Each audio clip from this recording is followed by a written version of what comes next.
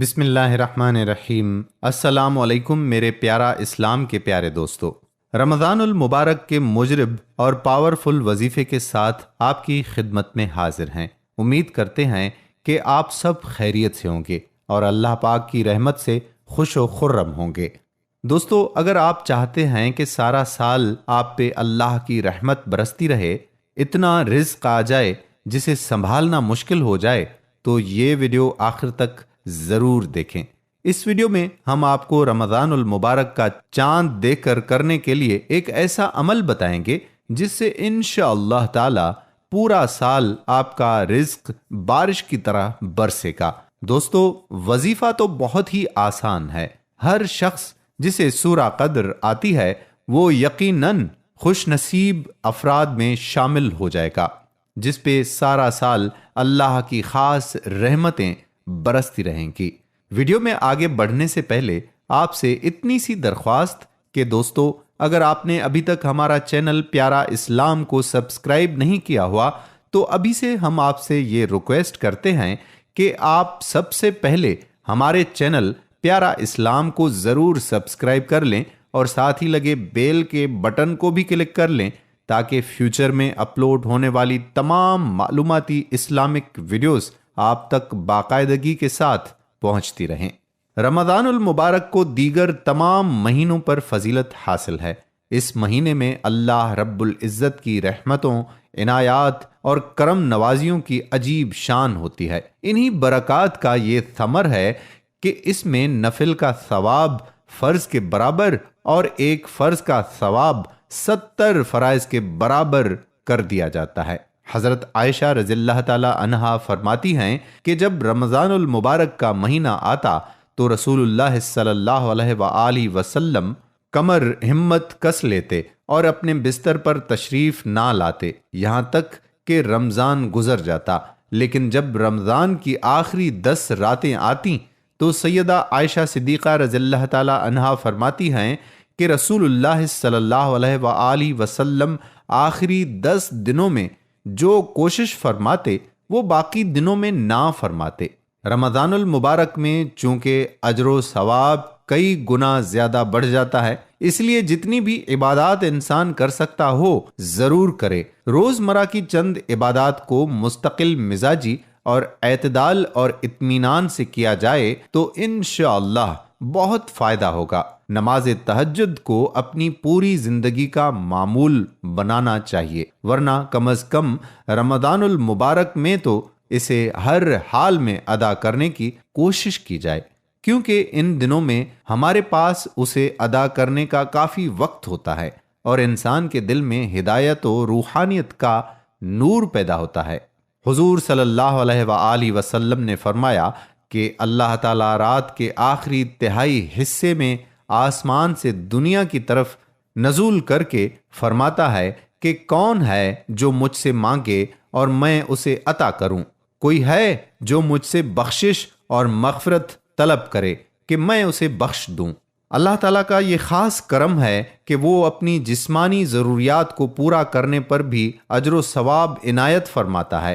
سحری بھی ہماری ان جسمانی ضروریات میں سے ایک ہے جس پر اللہ تعالیٰ انعام و اکرام اور برکت سے نوازتے ہیں۔ احادیث مبارکہ میں ہے کہ رسول اللہ صلی اللہ علیہ وآلہ وسلم نے فرمایا کہ سحری کیا کرو، کیونکہ سحری کرنے میں یقیناً برکت ہے۔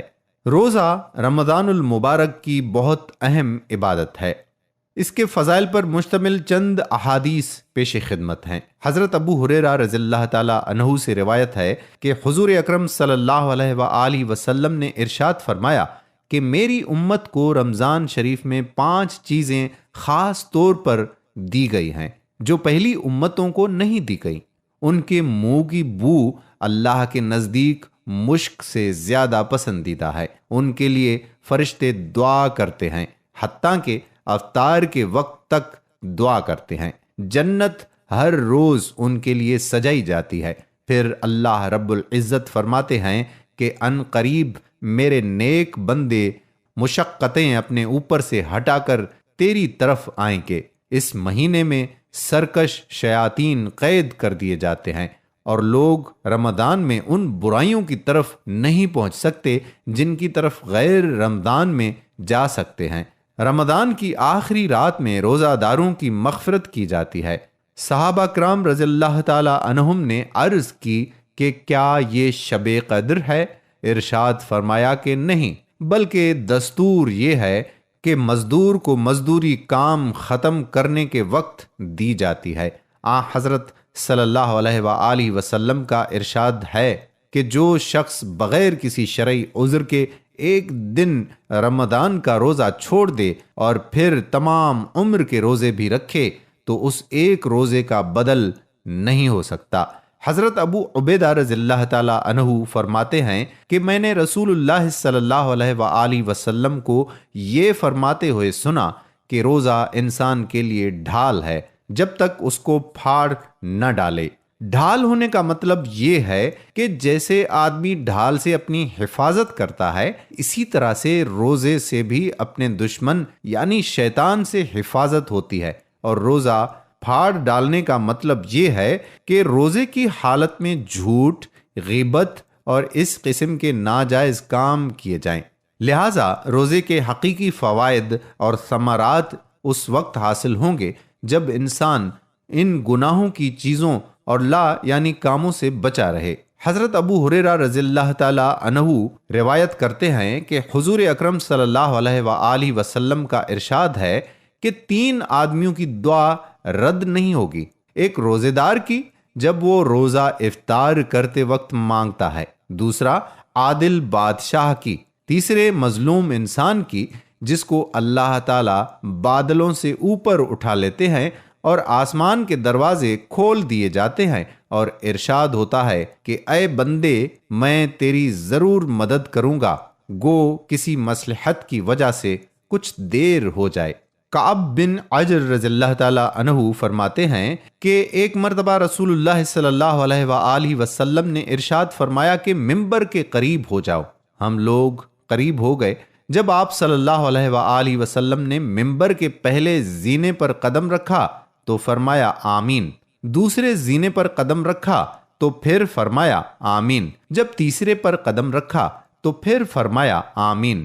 جب آپ صلی اللہ علیہ وآلہ وسلم خطبے سے فارغ ہو کر نیچے تشریف لائے تو ہم نے عرض کیا کہ ہم نے آپ صلی اللہ علیہ وآلہ وسلم سے ایسی بات سنی ہے جو پہلے کبھی نہیں سنی۔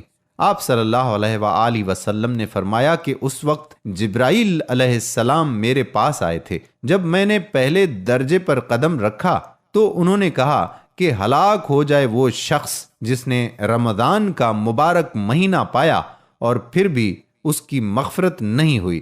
میں نے کہا آمین۔ پھر جب میں دوسرے زینے پر چڑھا تو انہوں نے کہا کہ ہلاک ہو جائے وہ شخص جس کے سامنے آپ صلی اللہ علیہ وآلہ وسلم کا ذکر مبارک ہو اور وہ درود نہ بھیجے۔ میں نے کہا آمین۔ جب تیسرے درجے پر چڑھا تو انہوں نے کہا کہ ہلاک ہو جائے وہ شخص جس کے سامنے اس کے والدین یا ان میں سے کوئی ایک بڑھاپے کی حالت میں آئیں اور وہ اس کو جنت میں داخل نہ کرائیں۔ میں نے کہا آمین۔ حضرت عمر بن خطاب رضی اللہ تعالی عنہ فرماتے ہیں کہ میں نے رسول اللہ صلی اللہ علیہ وآلہ وسلم کو یہ ارشاد فرماتے ہوئے سنا کہ رمضان میں اللہ تعالیٰ کا ذکر کرنے والا بخشا جاتا ہے اور اس مہینے میں اللہ تعالیٰ سے مانگنے والا بے مراد نہیں رہتا۔ ہماری یہ دعا ہے کہ ہمیں بھی چاہیے کہ ہم نبی کریم صلی اللہ علیہ وآلہ وسلم کے نقش قدم پر چلتے ہوئے ایسا ہی رمضان گزارنے کی مکمل کوشش کریں۔ اگر آپ چاہتے ہیں کہ پورا سال آپ کی طرف رضا کسی طرح سے آئے جیسے گہرائی کی طرف پانی بڑھے، سارے سال کی برسات ہو، تو رمضان المبارک کا چاند دیکھ کر 21 مرتبہ سورہ قدر پڑھیں۔ انشاءاللہ تعالی پورا سال آپ کے اوپر رزق اس طرح سے برسے گا۔ آخر میں میرے دوستو، ہم آپ سے یہ گزارش بھی کرتے ہیں کہ اگر آپ ہماری خصوصی دعا میں شامل ہونا چاہتے ہیں تو کمنٹ میں اپنا نام ضرور تحریر کریں اور اس ویڈیو کو دوسرے بھائیوں اور بہنوں تک صدقہ جاریہ کی نیت سے ضرور شیئر کریں۔ اور ایسی ہی اچھی اچھی ویڈیوز کے لیے آپ سے یہ بھی گزارش کرتے ہیں کہ آپ ہمارا چینل پیارا اسلام ضرور سبسکرائب کر لیں اور ساتھ ہی لگے بیل کے بٹن کو بھی ضرور پریس کریں تاکہ فیوچر میں اپلوڈ ہونے والی ویڈیوز کا نوٹیفیکیشن آپ دوستوں تک بر وقت ملتا رہے۔ آپ سے اجازت چاہتے ہیں، انشاءاللہ تعالی پھر کسی اور موقع پر ایسی اسلامی معلوماتی ویڈیوز کے ساتھ آپ سے دوبارہ ملاقات ہوگی۔ تب تک کے لیے اللہ حافظ۔